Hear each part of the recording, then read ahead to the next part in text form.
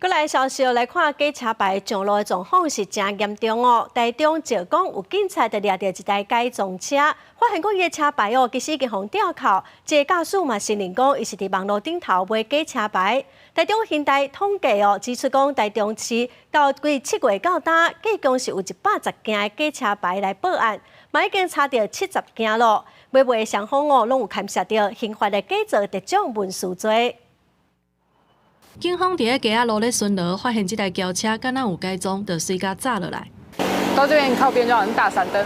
警方查车牌，发现这个车牌早伫个今年6月的时阵，因为超速互人扣咧，也毋过姓吴的驾驶也是开着路。警方8月20伫个台中石港巡逻的时，发现这台轿车，一个甲问了男性坦白讲怪，就是网络以8000块的计销，请人做的假车牌。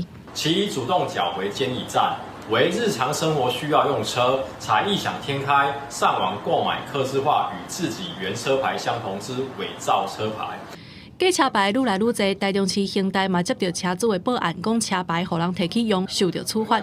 警方锁定一个住伫桃园龟山的45岁男性，定诈车牌的机器，佮用别人的车牌号码去互警方甲抓起来。另外，警方也伫线顶发现伫新竹卖假车牌的人，甲业者抓去。警方统计，台中市对7月份到今是拢总接到101件假车牌的报案，目前已经查到70件，嘛甲244块假车牌扣落来。 使用伪造车牌的犯罪行为跟贩卖伪造车牌者一样，可处1年以下有期徒刑。至于汽车所有权人，只要车被选购伪造车牌，将可处3600元至10800元罚款。